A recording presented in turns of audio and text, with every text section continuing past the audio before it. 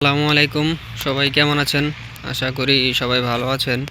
তো আজকে আসছি হইতেছে গিয়ে আপনার চরে ক্ষেতের ওইদিকে। তো ক্ষেতে হাল বাওয়া শেষ। আপনার সরিষা বোনা হয়েছিল, তো সরিষা ওইদিকে বোনা হয়েছে। ওই যে দেখতে পাচ্ছেন ওই যে দূরে, ওইদিকে বোনা হয় নাই।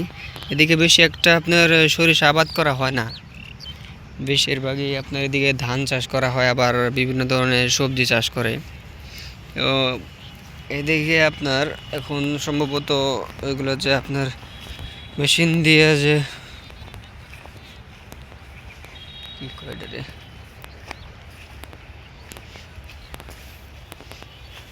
ওইটা হচ্ছে আপনার মেশিন দিয়ে যে হাল বাইছে। আপনার দেখেন যে পুরাটা জায়গা আপনার এর ক্ষেত, ওই ক্ষেত, ওই যে ওইদিকে আছে পুরা ক্ষেত, আর ওইদিকে অনেক বিশাল বড় এরিয়া। এটা এটা আপনার একটা বিলের মতো। বর্ষাকালে এদিকে আপনার পানি দিয়ে প্রচুর পানি ওঠে এখানে। এই সামনে এগুলো আপনার সবজি চাষ করছে এখানে সম্ভবত পাতাকপি, ফুলকপি এগুলো হয়তো রোপণ করছে এখানে। আপনার সম্ভবত মনে হইতেছে ধান বুনবো কয়েকদিন পর। ধানের সিজন আসতেছে, তো ধান বুনবো। তো কোন চারার ধান বুনবো আমি জানি না, আমার এই বিষয়ে বেশি একটা ওইরকম অভিজ্ঞতা নাই। তো দেখতেছেন এই যে সব ক্ষেত আর কি মেশিন দিয়ে আর কি করা হয়েছে। এগুলা এগুলো সম্ভবত মূলা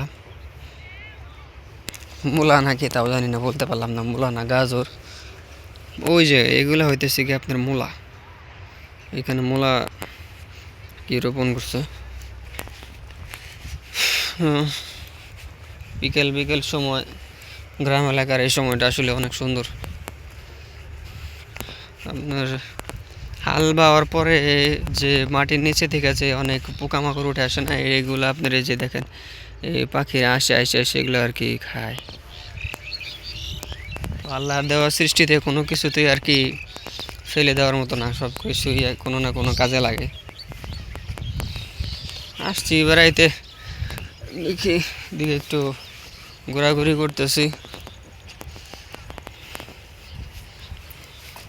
আপনার গ্রাম এলাকায় এরকম ক্ষেতের আইল দিয়ে আর কি, আমরা আমাদের এদিকে এটারে বাতা বলে, এই ক্ষেতের বাতা। এই যে ক্ষেত দেখতেছেন, এই দিক দিয়ে আপনার এই মেশিন ঘর থেকে পানি দেওয়া হয়, তো এরকম পানি যাওয়ার মতো আর কি সিস্টেম করে রাখছে।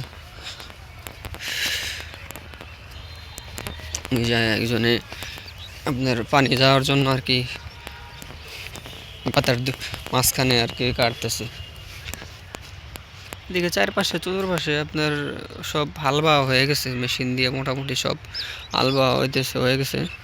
কি ধান রোপণ করবো সম্ভবত মেশিন দিয়ে পানি দেওয়ার জন্য আর কি। এই যে খোঁড়া হইতেছে, হয়তো পানি দেওয়ার মধ্যে কি কয়েকদিনের মধ্যেই ধান রোপণ করা হয়ে যাব।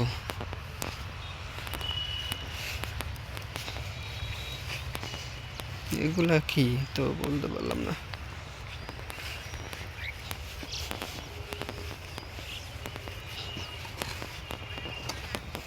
এগুলো কি বুনছে?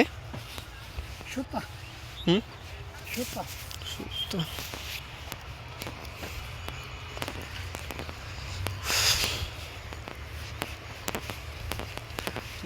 তো হাঁটতে সুন্দর রাস্তা।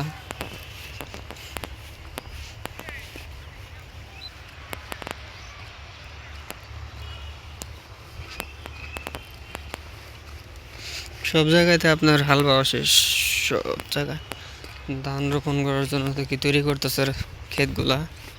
ওই যে দেখতেছেন ট্রাক্টর, এই যে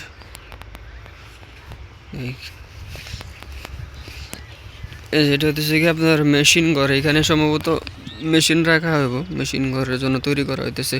তো গ্রাম এলাকায় তো আপনার মেশিন ঘর একটু সেফটি হিসেবে রাখা ভালো, কারণ গ্রাম এলাকায় অনেক চোর বাটপারের আবাদ আছে। এখানে অনেকজনে চুরি করে।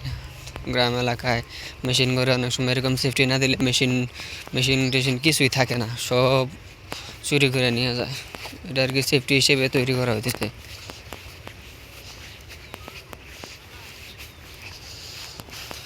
তো আপনার এই ক্ষেতগুলা এই হাল বা ট্রাক্টর দিয়ে হাল বাওয়ার পরে যে আগাছাগুলো থাকে ওইগুলো আপনার এই যে এক জায়গায় জড়ো করে আর কি ওই যে পুরানো হইতেছে।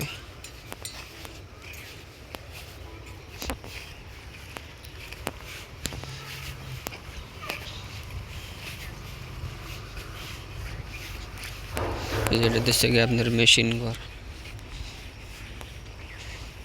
এই এই জায়গায় মেশিন বসানো হবে। যেটা সম্ভবত মেশিন।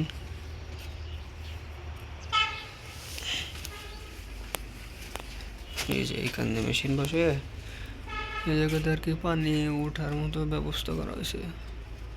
ওই জায়গাতে সম্ভবত আপনার জায়গা করে দেবো পানি যাওয়ার জন্য।